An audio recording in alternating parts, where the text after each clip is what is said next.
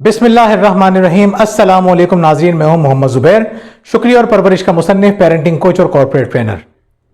नाज़रीन, एक जुमला हमें घरों में अक्सर सुनने को मिलता है कि तुम्हारे अब्बा आएंगे तो उनको बताऊंगी, अपने बाबा को आने दो शाम में, फिर उनको बताऊंगी दिन में तुम मुझे किस तरह तंग करते हो। बच्चों को बाप से डराने के लिए जो जुमला बोला जाता है, तकरीबन अक्सर घरों में आपको ये जुमला सुनने को मिलेगा।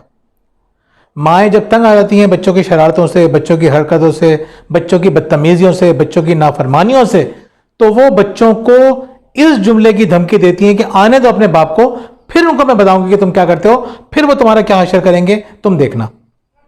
नाज़रीन, इस जुमले के हमारी ज़िंदगी पर क्या असरात मुरत्तब होते हैं, बच्चे पर क्या असरात मुरत्तब होते हैं, पूरी फैमिली पर क्या असरात मुरत्तब होते हैं, हमें अंदाज़ा ही नहीं होता। आप यकीन करें, इतने सारे घर सिर्फ इस एक जुमले की वजह से तितर बितर हो जाते हैं। इस एक जुमले की वजह से कितने ही लोगों की जिंदगियां खराब हो जाती हैं, हमें अंदाजा ही नहीं होता। ये जुमले होते हैं, बड़े कीमती होते हैं, बड़े अहम होते हैं, जो हम बोल रहे होते हैं। अगर हम सोच के बोलें तो हमें फायदा होता है, बगैर सोचे समझे बोलें तो इसका नुकसान होता है। इस जुमले का क्या नुकसान होता है, सबसे पहले हम इस बात को समझने की कोशिश करते हैं। फर्ज करें एक बच्चा क्लास में शरारत कर रहा हो, दूसरा बच्चा टीचर से उसकी शिकायत कर दे और टीचर इस बच्चे को सजा दे कि तुम क्लास में क्यों शरारतें कर रहे थे, बच्चे को मारे या बेइज्जती करे। तो आप मुझे ये बात बताइए, जिस बच्चे की पिटाई हुई है या जिस बच्चे की बेइज्जती हुई है, उसको ज्यादा गुस्सा किस पे आएगा, टीचर पर या उस बच्चे पर जिसने शिकायत की थी? यकीनन उस बच्चे के ऊपर जिसने शिकायत की थी। नाज़रीन, ये चीज आपने अपने घरों में देखी होगी। बाज़ औक़ात सासें अपनी बहुओं की शिकायत बेटे से करती हैं, बेटे को गुस्सा रहता है, वो डांट डपट भी कर देता है, बेइज्जती भी कर देता है, लड़ाई झगड़ा भी होता है। लड़ाई झगड़े के बाद होता क्या है, दोनों मियाँ बीवी तो एक हो जाते हैं, लेकिन सारा का सारा ताल्लुक खराब होता है बहू का और सास का। ये आम तौर पर आपने महसूस किया है। थोड़ी देर के बाद शौहर और बीवी तो हंसी मजाक करते हुए क्या चीजें नॉर्मल करने के बाद एक हो जाते हैं, और सास से बात तक नहीं कर रही होती बहू, और उनके ताल्लुकात खराब हो जाते हैं। इसी तरह हमने देखा है बहुत सारी दादियां बच्चों की या नानियां बच्चों की बार बार शिकायत करती हैं अपने बेटे से या बेटी से। तो बच्चे दूर किससे होते हैं? माँ बाप से दूर नहीं होते, अपने दादा दादी नाना नानी से दूर हो जाते हैं। तो अगर आप बच्चों की शिकायत कर रही हैं बच्चों के अब्बा से, तो सबसे पहले ज़हनी तौर पर तैयार हो जाइए इस बात के लिए। पहली बात कि बच्चा आपसे मजीद दूर हो जाएगा, बच्चे के दिल में आपके खिलाफ गुस्सा पैदा होना शुरू हो जाएगा, और इस गुस्से का इजहार वो बदतमीजी की सूरत में वक्तन फवक्तन करता रहेगा। क्यों? इसको हम आगे चल के देखेंगे। नहीं, दूसरी बात ये होती है कि जब कोई माँ, अच्छा ये बाज़ औक़ात बाप भी शिकायतें कर रहा होता है बच्चों की अपनी बीवी से कि देखो बच्चे ये कर रहे हैं, ये कर रहे हैं, ये कर रहे हैं, ये कर रहे हैं, तो घर का माहौल एक उससे बड़ा मुतासिर होता है। बच्चे बाप से चिढ़ना शुरू हो जाते हैं कि हमारे बाप को तो हमारी सिर्फ बुरी बातें नजर आती हैं। तो जो माएँ खास तौर पर या बाप अपने बच्चों की शिकायतें कर रहे होते हैं, दूसरा नुकसान उनको क्या होता है? दूसरा नुकसान ये होता है कि बच्चे माँ को सीरियस लेना छोड़ देते हैं। वो सोचते हैं कि माँ तो कुछ कर नहीं सकती, जो कुछ करना है वो बाप को करना है, माँ के पास तो कोई अथॉरिटी है नहीं, तो माँ तो कुछ नहीं कर सकती, कौन करेगा? करेगा बाप, और फिर बाप ही करता है। आहिस्ता आहिस्ता बच्चे माँ को सीरियस लेना बिल्कुल छोड़ देते हैं। इसी तरह से हमने देखा है बहुत सारी नानियों को, दादियों को, कि वो ये समझती हैं कि जो कुछ करेगा उनका बेटा या बहू ही करेगी, बच्चों पे हमारा कोई कंट्रोल नहीं है।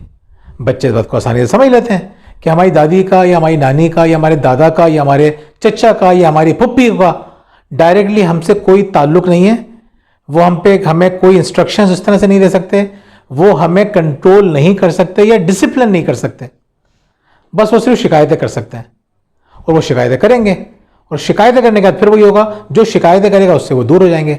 लेकिन बुनियादी चीज़ क्या है? अगर माँ शिकायतें कर रही है तो सबसे बड़ा नुकसान ये होता है कि बच्चे माँ को सीरियस लेना छोड़ देते हैं। वो सोचते हैं कि माँ के हाथ में कुछ भी नहीं है, सारा कंट्रोल बाप के हाथ में है।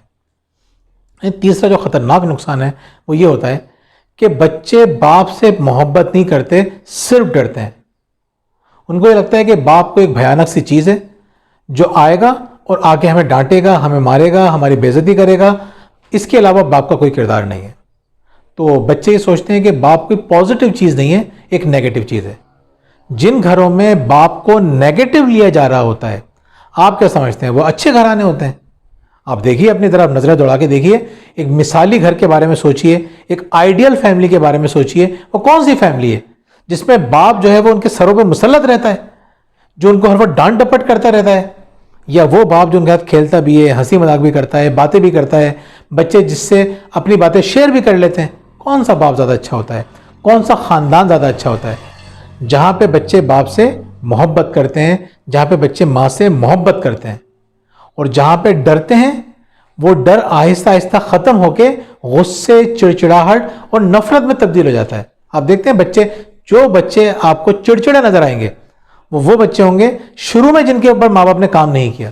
جب بچے نے پہلی مرتبہ بدتمیزی کی، اس وقت انہوں نے اس کو اتنا سیریس نہیں لیا۔ آہستہ آہستہ بچے کی بدتمیزیاں بڑھنا شروع ہو گئیں، اس کا ریشو بڑھنا شروع ہو گیا اور چیزیں ہاتھ سے نکل گئیں۔